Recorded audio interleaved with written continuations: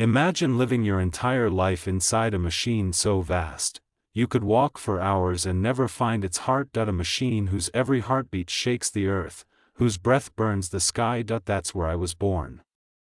That's where I fought. That's where I died, inside the Titan Invictus Rex, the walking god of war. The Invictus Rex was a warlord-class Titan, a mountain of metal and faith that strode across the battlefields of Armageddon's ash wastes. To most of the Imperium, it was a god. To us, the crew, it was a prison, a home, and a grave. I was servitor handler Marek, born inside its shadow, raised in the hum of its reactors. My father worked the plasma conduits before me, my mother maintained the synaptic cables linking the Titan's mind to the princeps. We didn't live in cities.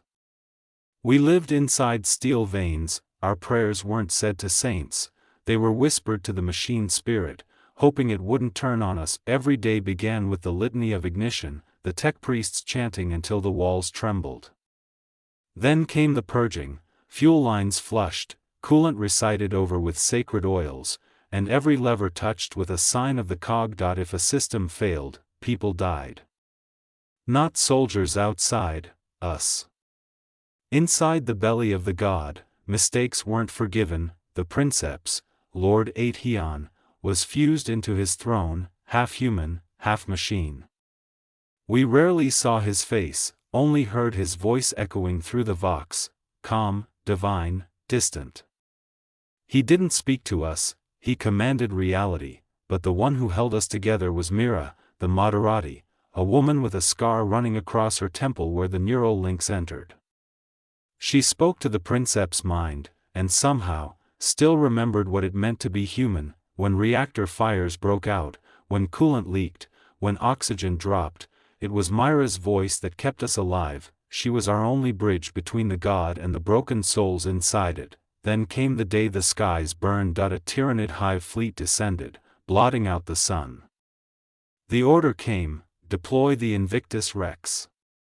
We began the awakening sequence, a process that felt more like resurrection than ignition. The floor shook as the Titans' feet tore themselves free of the docking clamps. Thousands outside chanted hymns to the Omniscia, while inside, we screamed just to hear ourselves think. And when the Titans' eyes opened, the world burned. We stepped into hell. War inside a Titan isn't like anything else.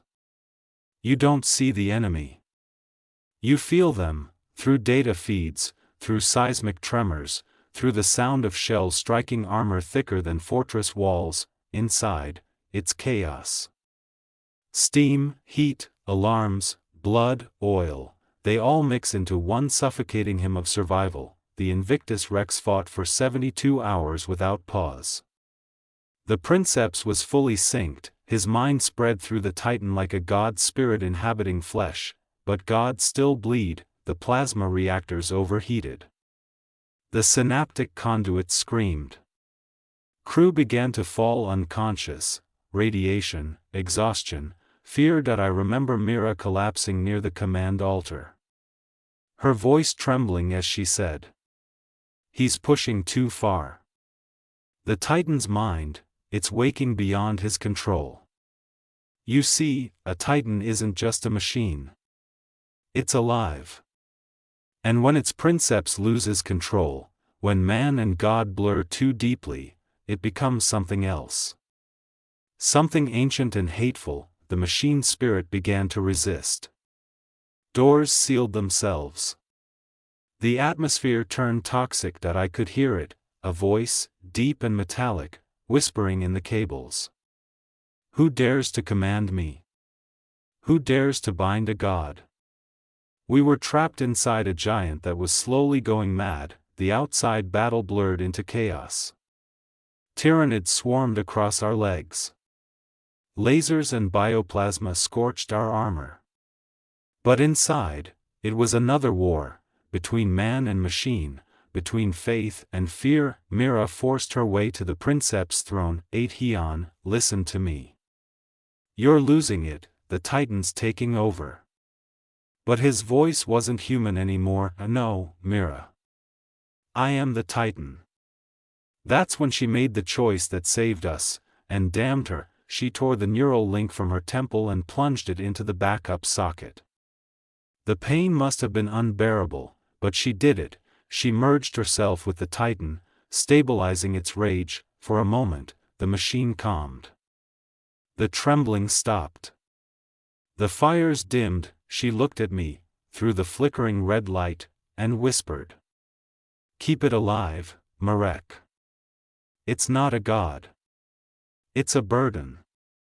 Then her eyes went blank, and the Titan roared again, not in fury this time, but in grief. The Invictus Rex fought until dawn, leveling the battlefield, silencing the swarm.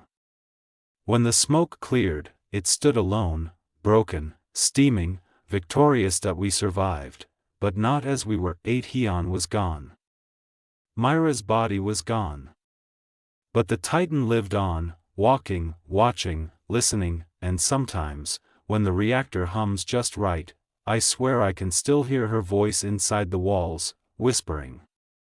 "Keep it alive, Marek." We called them gods, these titans of the Imperium, but inside, they were as fragile as we are, filled with people who bled, feared, and hoped. Serving inside a Titan wasn't glory. It was a life of sacrifice, a brutal, holy prison built on faith and steel, and those who lived within, they weren't just serving the Emperor, they were holding back madness itself.